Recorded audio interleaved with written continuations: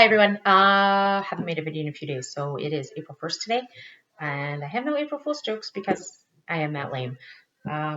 Just maybe a little bit of an update.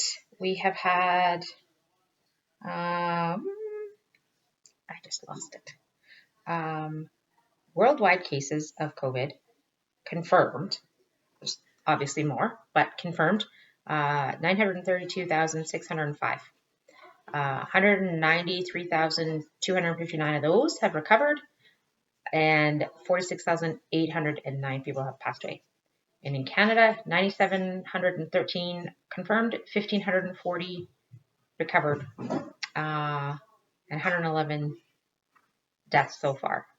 It is still rising. I don't think we're going to hit the peak until maybe May.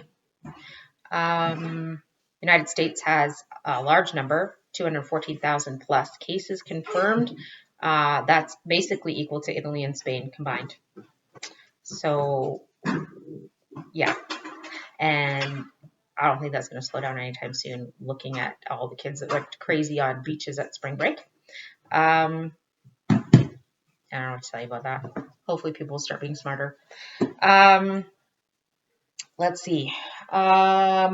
We talked a little bit, or I talked a little bit the other day about how we were going to talk about storing things just in case this gets really bad and everything closes.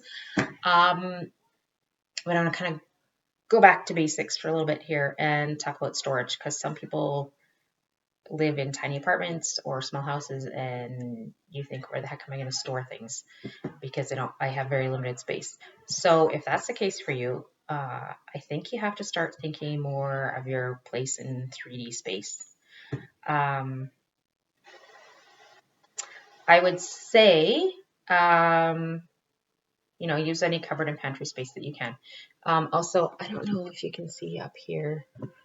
I have these, I don't really like them, but these cabinets up here, they don't go to the ceiling, which is kind of unfortunate. They do have a ledge there, so you could store, if you are like me, you could store stuff up in there. Also, you can utilize under your beds, any nooks and crannies in the basement, under the stairs. If you have a garage, you can make shelving in there. If you're just starting out and you really have a little space and not a ton of furniture or anything like that, you could actually kind of make furniture out of food storage. So you could make a little coffee table or a desk using piles of food storage, and then with a plank over top, or side tables where you have some food storage, and then you can put a crate over it or make yourself a little table out of wood around it and then sort of conceal it in there that way. And then you can, if it's not enclosed, you could put a nice little tablecloth and decorate it or whatever. It's not impossible. It wouldn't look super chic or whatever, but if you're like a poor college student just starting out, it's not like you have a ton of super expensive furniture anyway. Am I right? Okay, so we will talk about how to store some stuff. If you don't have a lot of containers, you don't have to spend a ton of money on things. Some of my favorite things are these right here. So I love these. They're really sturdy. They have a really great seal on them. They come in this size, and then there's another one that's smaller than this. You can get those I got mine, I think, in Winnipeg at the Be Made Honey. They sell them, and they were pretty cheap. They were like $5.50.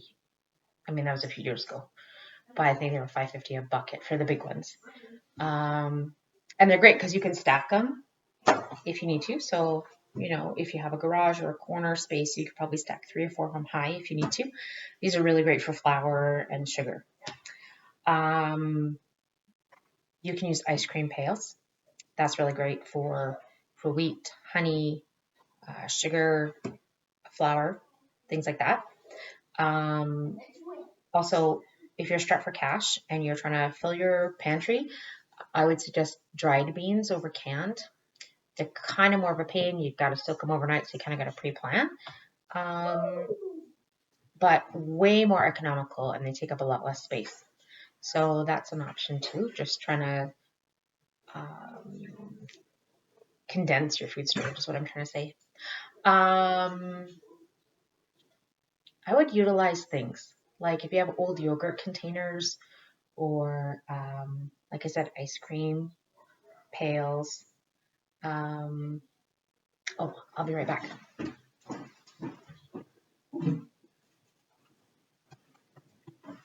I don't know where the lid is gone for this just now, but things like this you could store.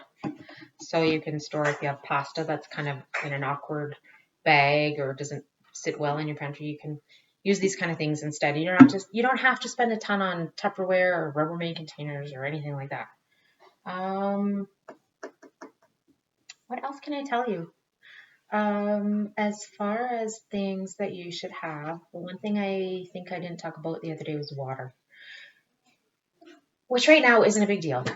But if you end up with, like back in Manitoba, we would have floods and then we'd have water main breaks and then you didn't have water access necessarily at your disposal. So sometimes you could go for hours and they would bring little trucks full of water and you have to go tote your pails or whatever, bring your water. But that was good for the whole street. And so you didn't really have a lot to go around. So yeah, I would suggest getting some water storage. So you can get those big jugs of water from pretty much anywhere and you can just store them. Or if you don't want to do that, you can use old soda bottles, old milk. Like I wouldn't use a cardboard one, but like one of these. If you have that, you just have to have a little bleach with you. You don't have to put the bleach in right away.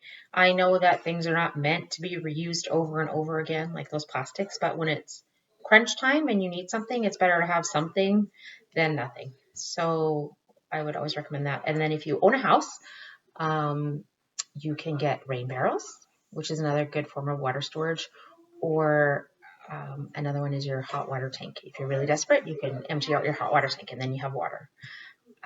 If you have an apartment, then you don't have as much luck with that. Also extra space. So you can use your closets.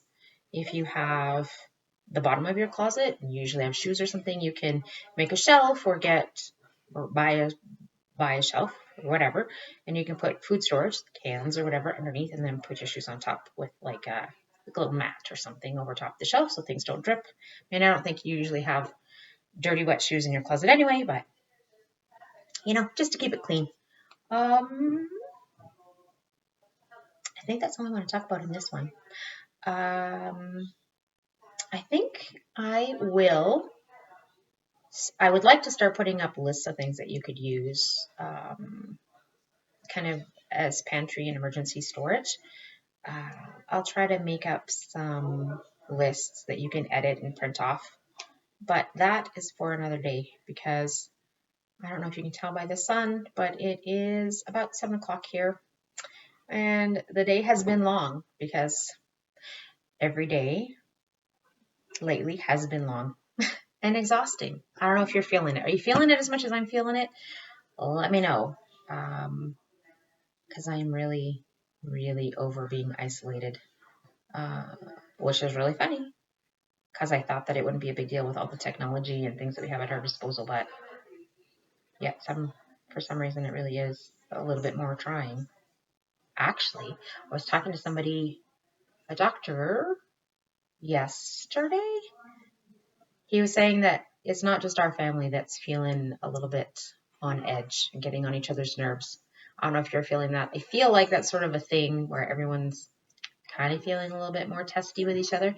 He was saying that he's noticed increase of domestic violence, I think 20% or something with all this stuff going on. So please take care of your mental health and stay safe and be kind and wash your hands and distance yourselves.